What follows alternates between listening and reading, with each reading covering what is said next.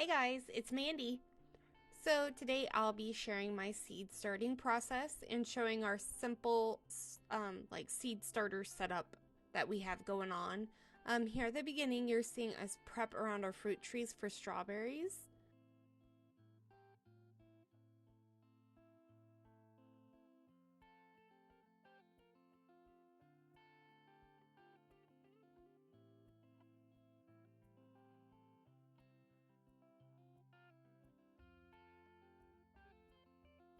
To start with, I'm just showing how I'm labeling everything here. I'm using a Sharpie and writing on masking tape and attaching it to the container that the seed will go into. I'm hoping this works. I've had bad labeling in my gardens in the past. Like, I'd write on the little plastic stick and then the sun would bleach the stick and I couldn't read it, that kind of thing. As you'll see throughout the whole video, I used the end of my Sharpie to make the holes for my seeds. I had marked different measurements on it specifically to use it for this, so I just did one less thing to worry about.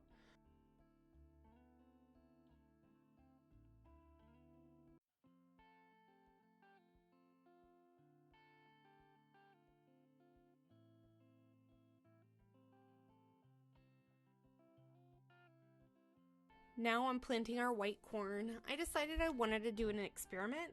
I know that typically corn grows best being directly sown into the ground, but I wanted to see if I could use biodegradable containers and give the corn a head start. I'll also be starting some directly in the ground to see if it does any better, but I wanted to give my corn a head start because I'm going to try to do the Three Sisters method, and I thought maybe the corn should be a little bigger than the other plants like the zucchinis and the other squashes. I'm just worried they'll overtake the corn before it actually gets stable. And I just use my fingers to lightly cover the seeds back up.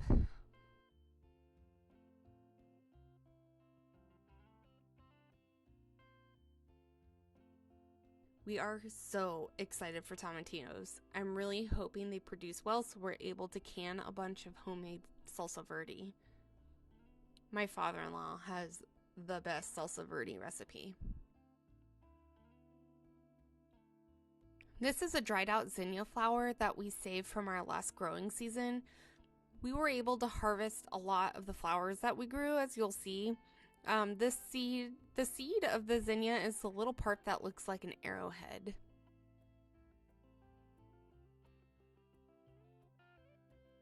I'm planting some pea seeds from our local nursery into biodegradable seed starting containers. Also, I know that they typically are sown in the ground, but I decided to also give them a head start because I didn't have very good luck with my peas last season. They stayed kind of small. So we'll see if these do any better. Here's some calendula we were able to harvest from our yard. I just lightly moved away some of the soil and moved it back over the seeds after I sprinkled them on there. They don't have to be too deep. Here I'm using an inexpensive sprayer that I just used to water my seed starts. It's only ever had water in it. It was like 10 bucks, I think, maybe 15. These are some red and yellow zebra marigolds that I gathered from our last garden season. They were one of my favorite flowers last year. They're really pretty and they hold up really well if you like having flowers inside.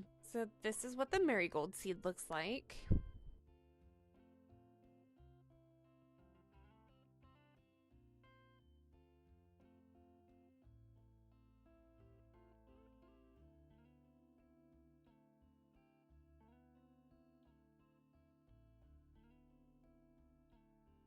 These tiny seeds are basil seeds.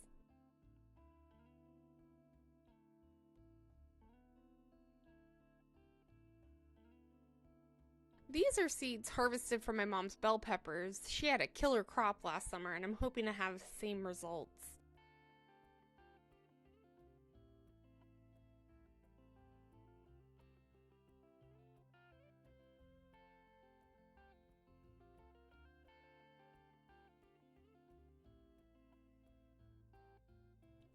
These are another type of pepper my mom grew and they were so good. Even my kids like them. We all referred to them as the yum yum pepper because for a while we didn't know what kind they were, and honestly I forget what they're called.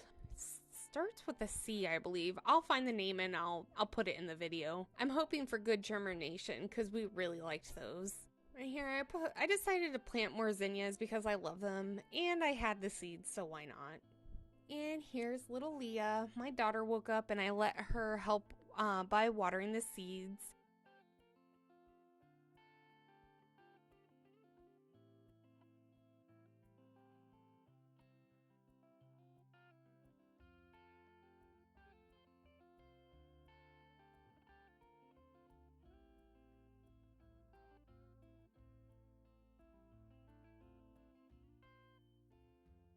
This seed is one of my favorite herbs, thyme. It did really well last year, but we had an extremely hard freeze this winter here in Virginia. Apparently it was like unseasonably cold during that point, but it completely killed my rosemary bush, and it also killed my thyme even with it being covered. I'm probably most excited about this plant. It's a loofah. I'm planning on making homemade soap and loofah bars after this growing season.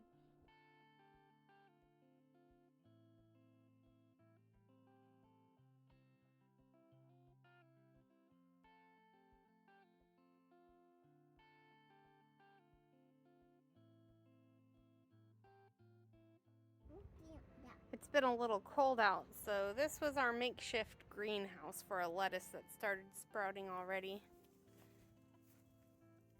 Well, no, don't pick it. Look, we're gonna plant more. See this? So hold on. First, we're gonna kind of loosen the dirt up.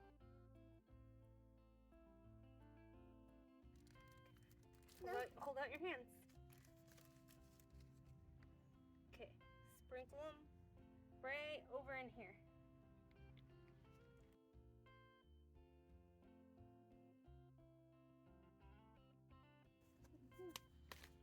Okay. Tom.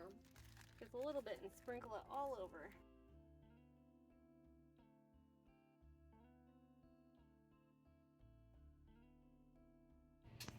Just showing you that you don't need a fancy setup to start starts in your house.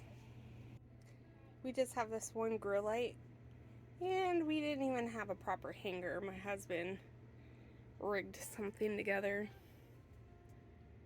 He attached it to a piece of wood with some hooks and some string, and then we can adjust it as the sprouts grow.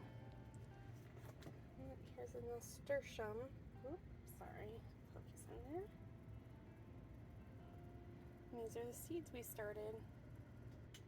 And again, this setup is in my basement, so it's not fancy, but it seems to be working. Now the sad part's gonna come where I have to thin these guys. It's my least favorite part. Have to be honest, I'm really excited about this. So the Great Dane you're seeing here, that's my parents' dog. We're just pet sitting while they're out of state. And right here, I'm planting some peppers my mom had started. She started them in the little Jiffy pods, and they needed to be put into bigger containers. And I'm also showing the beginning of the hardening off period for our tomatoes and peppers. They had been started a few weeks prior inside. And just so you know, just in case you're new to gardening, hardening off seedlings is a process of gradually acclimating your indoor sown plants into the outdoor conditions, you know, because like they're not used to the sun and the wind and whatever else. This is important because the seedlings that aren't hardened off properly will often wilt and die when they're planted in the garden. Alright guys, if you're still watching the video, thank you so much for taking the time to hang out with me today, and I hope you learned something new, and I hope to see you in the next one. Bye! Leah, what did you find? A buggy. Watch out for your worms.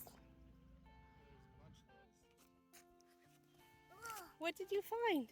A buggy. Worms! Look at them go! The buggy. You got the buggy? Yeah. Died. Look at those worms. Yeah. I found those. Yeah, you found the wormies? Yeah. What? What do you think? I do that.